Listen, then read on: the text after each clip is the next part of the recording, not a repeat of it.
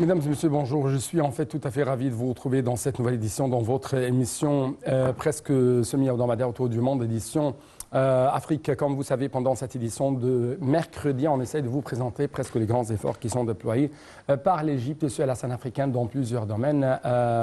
Bien sûr, commençons par le domaine politique, passons par le domaine économique jusqu'au domaine des échanges culturels ou quand même des échanges, des expériences entre l'Égypte et les autres pays africains, notamment dans la deuxième partie de cette édition. Nous allons jeter plus de lumière sur cette coopération de plus en plus étroite entre l'Égypte et l'Angola dans le domaine de la construction. Justement, comme vous trouvez sur l'écran, le président égyptien Abdel Fattah al-Sisi a tenu une réunion avec le chef du gouvernement, Dr Moustapha Madbouli, durant les derniers jours, les ministres de la Défense, le général d'armée Mohamed Zaki, de l'Intérieur, le général Mahmoud Tawfiq, ainsi que le chef des services de renseignement, le général Abbas Kamel, et le ministre des Transports, Kamel Wazir. Cette réunion s'inscrit dans le cadre de suivi du président de la République des opérations d'évacuation des Égyptiens au Soudan pour faciliter le retour à la patrie et pallier tous les obstacles pouvant les rencontrer. Toujours selon le porte-parole de la présidence de la République, le conseiller Ahmed Fahmi, les ministres ont passé en revue les efforts déployés par tous les organes de l'État pour organiser l'entrée des affluents vers l'Égypte en provenance du Soudan à travers tous les points frontaliers entre les deux pays, soient-ils des Égyptiens ou des Soudanais, dans le cadre du soutien que l'Égypte accorde aux ressortissants des différents pays du monde. Le président Sisi a enjoint d'assurer la sûreté du rapatriement des Égyptiens et de leur accorder les services de secours nécessaires ainsi que les services médicaux alimentaires. Le président a de même fait la lumière sur les efforts assidus menés par l'Égypte pour parvenir à un règlement pacifique à cette crise qui garantira le retour de la sécurité et de la stabilité au Soudan. Toujours en ce qui concerne le Soudan, cette fois-ci, on trouve que le président Abdel Fattah al-Sisi a reçu hier le conseiller présidentiel à la sécurité du Soudan du Sud, le général d'armée Gat Louak, selon toujours le porte-parole officiel de la présidence, le conseiller Ahmed Fahmi. La rencontre a eu lieu en présence du chef de renseignement généraux, le général Abbas Kamel. Selon le porte-parole, Gat Louak a remis au président Sisi un message de la part du président Salva Kiir sur les moyens à renforcer les relations bilatérales distinguées entre les deux pays frères. Les discussions ont par ailleurs porté sur l'évolution de la situation au Soudan et sur les efforts de règlement de la crise afin de préserver la sûreté et la sécurité du peuple soudanais frère. Au cours de la rencontre, la lumière a été jetée sur la gravité des défis auxquels le Soudan est confronté au niveau humanitaire, sécuritaire et politique. Donc, nous devons passer tout de suite à un autre sujet. Cette fois-ci, on trouve que le ministre égyptien des Affaires étrangères, M. Sameh Choukri, a rencontré lundi à la capitale N'Djamena le président tchadien Mohamed Idriss Déby Itnou au début de sa visite au Tchad et au Soudan du Sud. Ce que vous trouvez actuellement sur l'écran, c'est encore une fois cette rencontre qui a eu lieu entre le président égyptien Abdel Fattah al-Sisi et le conseiller présidentiel à la sécurité du Soudan du Sud.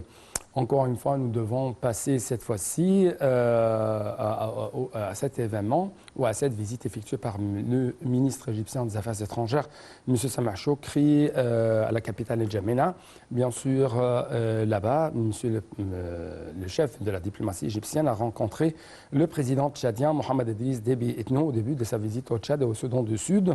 L'ambassadeur Ahmed Abouzid, porte-parole officiel et directeur du département de la diplomatie publique au ministère des Affaires étrangères de l'Égypte, a déclaré que M. Choukri avait commencé la réunion en transmettant les salutations du président Abdel Fattah al-Sisi à son frère, le président Déby, tout en lui remettant un message du président Sisi portant sur les moyens de soutenir et de renforcer les relations bilatérales entre les deux pays dans divers domaines, ainsi que la concertation et la coordination concernant le statu quo au Soudan et le rôle du Tchad et des pays voisins du Soudan pour soutenir les efforts de cesser le feu et faire face à la crise humanitaire que traverse le peuple soudanais frère en raison des combats en cours. À l'issue de la réunion, les deux parties ont convenu de se communiquer étroitement à différents niveaux au cours de la prochaine période et de coordonner leur position au niveau régional et international, et ce dans le but d'arrêter la guerre en cours et de préserver l'intégrité et l'unité, mais aussi la souveraineté du Soudan.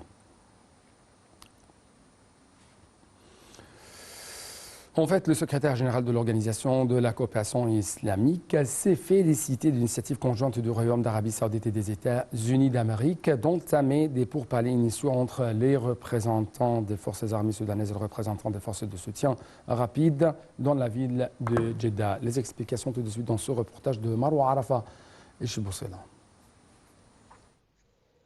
Le secrétaire général de l'Organisation de la coopération islamique, son Excellence M. Hussein Ibrahim Taha, s'est félicité de l'initiative conjointe du Royaume d'Arabie saoudite et des États-Unis d'Amérique d'entamer des pourparlers initiaux entre les représentants des forces armées soudanaises et les représentants des forces de soutien rapide ce samedi 5 mai 2023 dans la ville de Jeddah. M. Hussein Taha a salué cette initiative qui est conforme au texte du communiqué adopté par le comité exécutif de l'organisation lors de sa dernière réunion tenue le mercredi 3 mai 2023 ayant appelé à un arrêt immédiat de l'escalade militaire afin de préserver les acquis du peuple soudanais au vu des pertes humaines importantes et de la destruction des installations et des infrastructures, ce qui permet de privilégier la voie du dialogue en faisant preuve de retenue et de sagesse et en revenant au plus vite à la table de négociation en vue de poursuivre les efforts pacifiques de résolution de la crise soudanaise. Il a appelé les délégations de négociation des deux parties respectives à œuvrer pour stabiliser la trêve humanitaire et assurer l'acheminement de l'aide humanitaire et sanitaire aux personnes touchées, et à travailler d'arrache-pied pour parvenir à un cessez-le-feu immédiat et permanent. L'intérêt national du Soudan doit ainsi prévaloir aux fins de préserver son unité et les institutions de l'État et de réaliser les aspirations du peuple soudanais en matière de sécurité, de paix, de stabilité politique et de développement économique. Il a une fois de plus apprécié les efforts du Royaume d'Arabie saoudite, président du sommet islamique, pour ses bons offices et ses contacts avec les frères soudanais et les parties régionales et internationales concernées, dans le but de parvenir à un accord immédiat. Le secrétaire général de la Ligue arabe, Ahmed Aboul-Ghait, a réitéré l'importance de l'arrêt immédiat des combats au Soudan en vue d'épargner l'effusion du sang du peuple soudanais. La Ligue arabe déploie des efforts et c'est une question naturelle, sachant qu'un pays membre est en crise. Et cela fait partie des tâches principales de la Ligue, consistant, entre autres, à préserver la stabilité dans les États membres. C'est ce qu'a dit M. Aboul-Ghait alors qu'il recevait la veille le vice-président du Parti démocratique soudanais, Ja'far al-Marghani. Au cours de cette rencontre, le secrétaire général a pris acte de la vision de M. al-Marghani, également chef du bloc démocratique soudanais, de sa vision et la position du bloc qu'il conduit, formé de plus de 35 partis et mouvements politiques sur le combat au Soudan, notamment l'appui aux forces armées soudanaises étant l'institution légitime dans le pays. Antonio Guterres était arrivé à Bujumbura pour participer au 11e sommet de haut niveau du mécanisme régional de surveillance de l'accord cadre pour la paix, pour la sécurité, mais aussi pour la coopération CPS pour la RDC et la région de Grand Lac. Les explications tout de suite.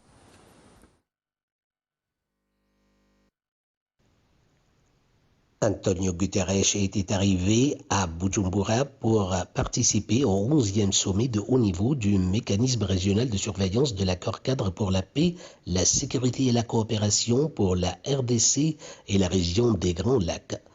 Ce sommet qui s'est ouvert ce samedi 6 mai veut trouver des solutions pour mettre fin au cycle récurrent de violence en RDC, lutter contre l'instabilité et promouvoir une paix durable dans la région.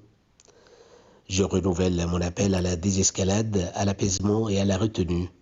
Des groupes armés, quels qu'ils soient, locaux comme étrangers, doivent déposer les armes en RDC, a lancé M. Antonio Guterres, le secrétaire général de l'ONU.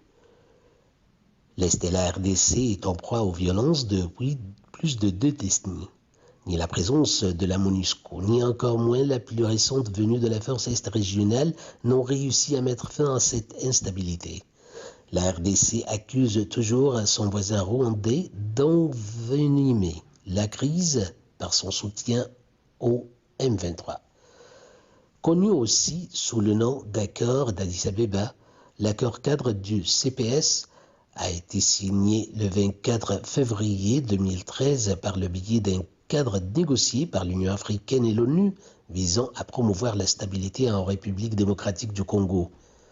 Pour ce qui est du Soudan, où des groupes militaires rivaux s'affrontent depuis le 15 avril, Antonio Guterres a appelé à la fin des violences, estimant que la violence constituait une menace non seulement pour le peuple soudanais, mais aussi pour le paysage sécuritaire du Sahel et de l'Afrique de l'Est.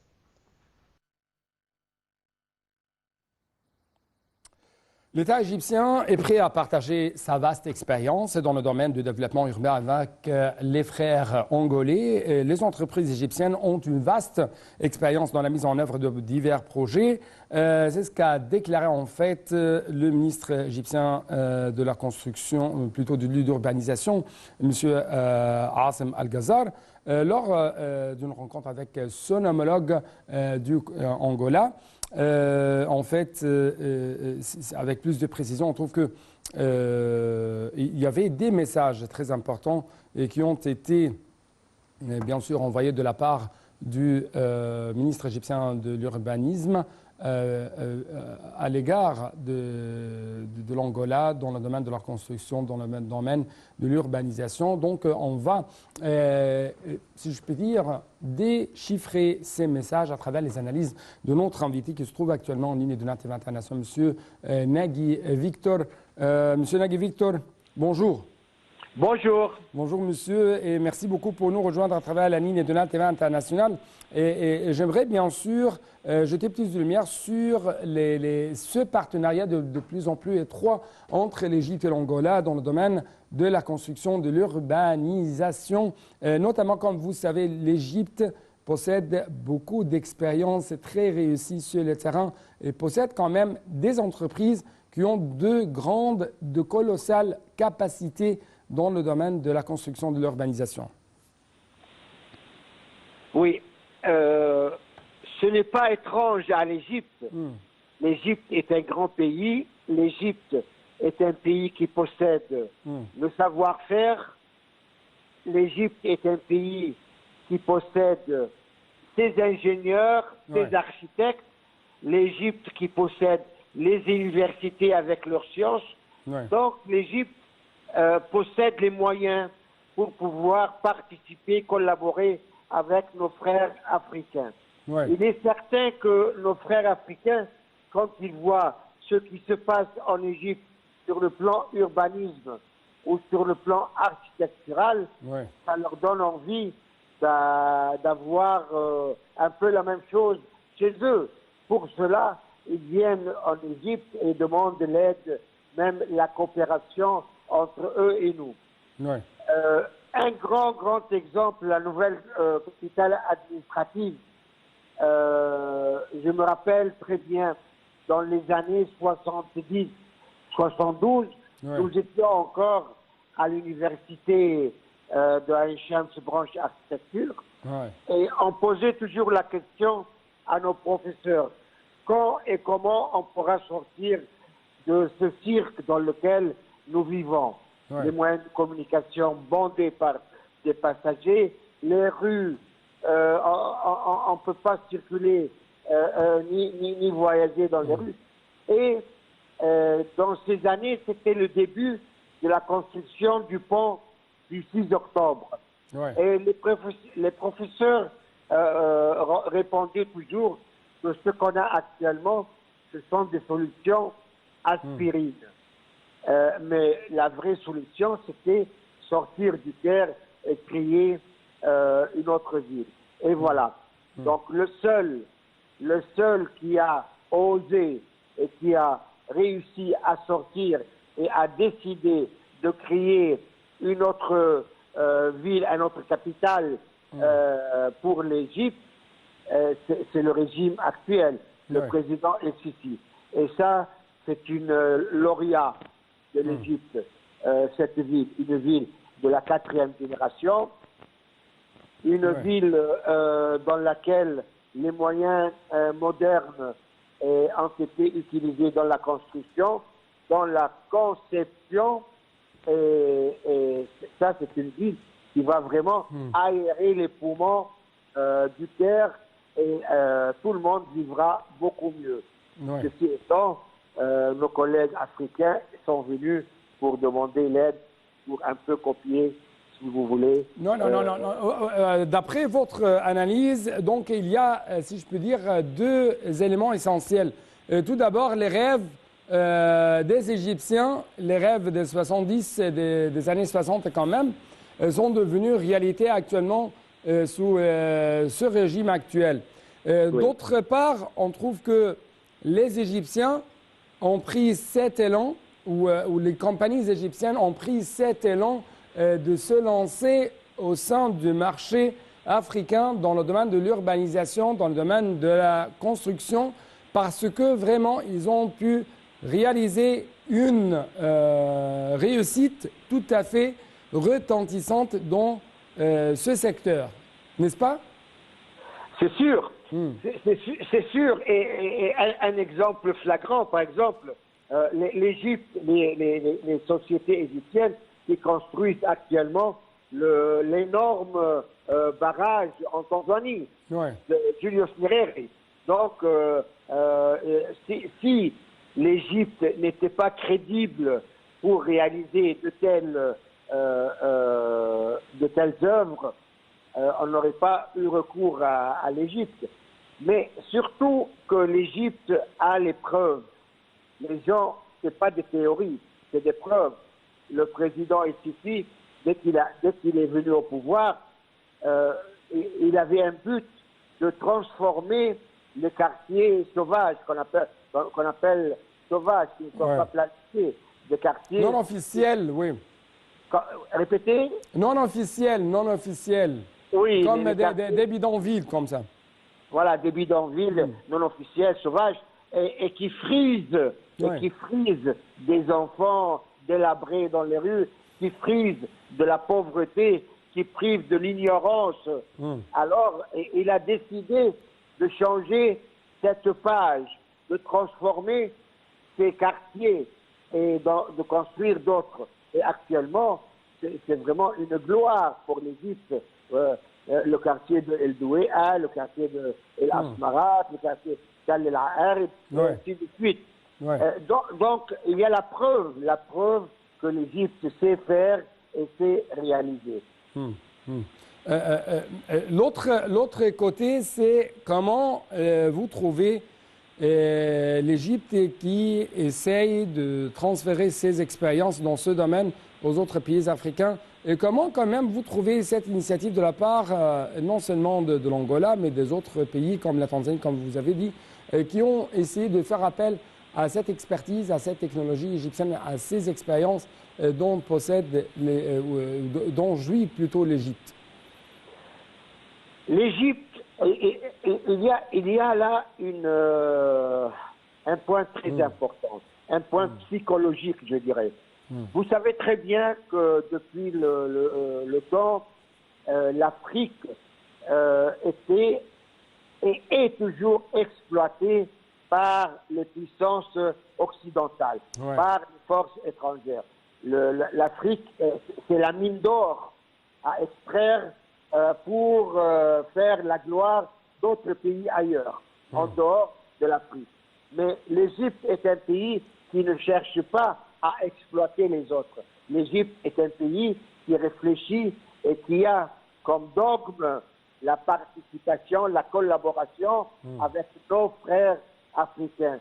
Ceci dans le but d'améliorer la vie et l'existence de nos peuples africains.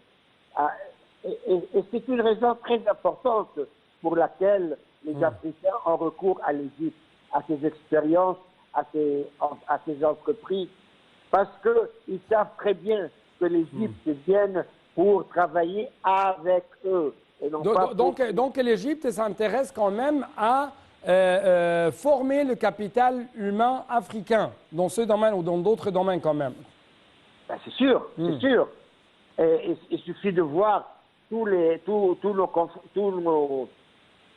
citoyens africains qui viennent apprendre dans les universités égyptiennes. Ouais. Et l'Égypte est intéressée beaucoup par l'évolution de la personne africaine. Cette personne qui avait toujours une image d'une personne du deuxième degré. Ouais. Mais l'Égypte a donné la preuve que les Égyptiens ne sont pas du tout en étant africains, du deuxième degré, bien le contraire. Et l'Égypte tend la main à tous ces pays frères pour travailler ensemble et pour évoluer ensemble. Ouais. Dans deux têtes, il y a plus que dans une seule tête. Donc, voilà. Et les Africains en sont conscients. Les Africains en sont conscients. Oui. Monsieur Nagui Victor, notre grand analyste, notre grand ingénieur de renommée internationale, le grand consultant dans le domaine de l'ingénierie, merci beaucoup pour de tels éclaircissements de votre part. Et donc, c'était tout pour cette édition, chers téléspectateurs. Merci pour votre attention. À la prochaine.